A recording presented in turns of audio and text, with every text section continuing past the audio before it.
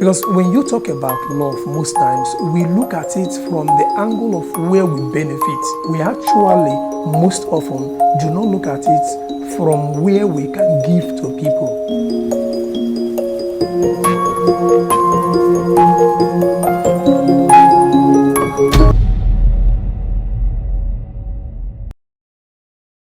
Good day, everyone. It is yet another beautiful day on the amazing relationship. This is me, Emmanuel Uchenna Obuna, your marriage, love life, and relationship log.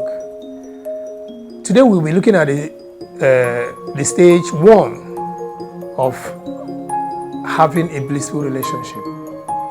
First, on that stage is self-identification and realization.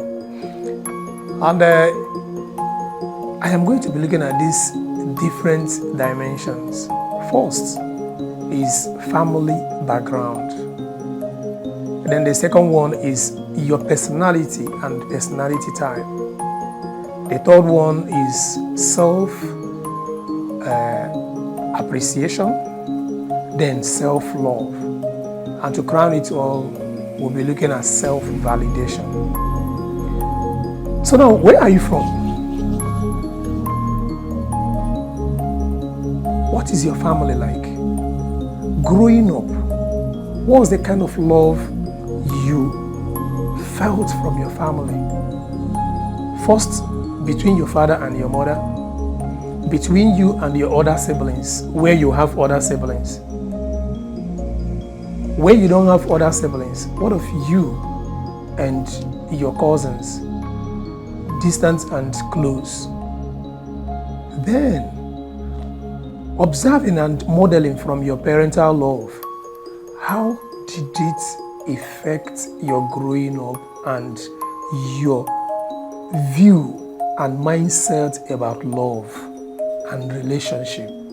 You know, when we talk about relationship, it is a wide range of interactive, or rather, a wide range of interaction between people.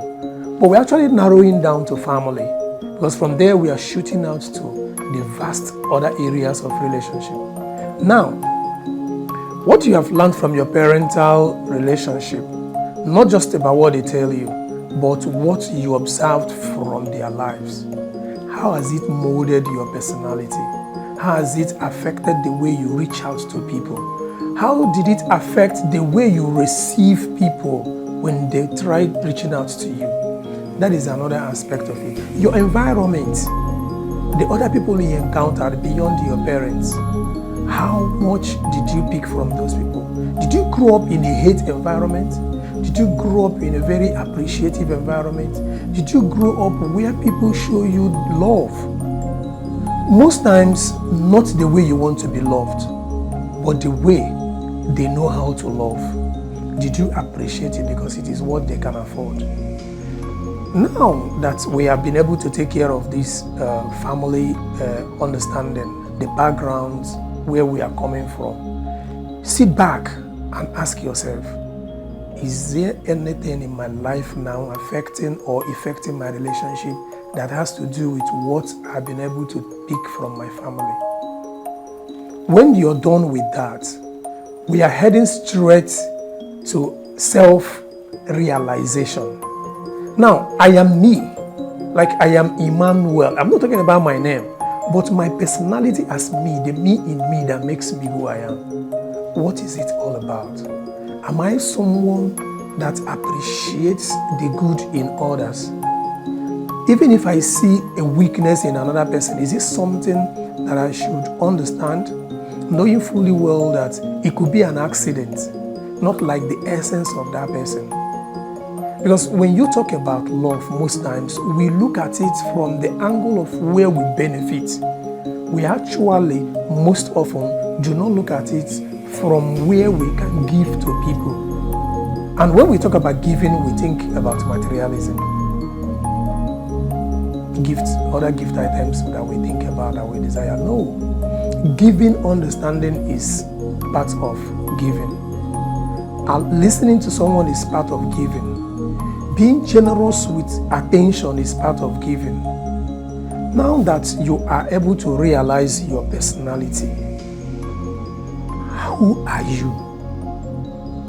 Are you happy with who you are? Are you comfortable with who you are? Because most often when we begin to tell people that you have to love us for who we are, identify your personality.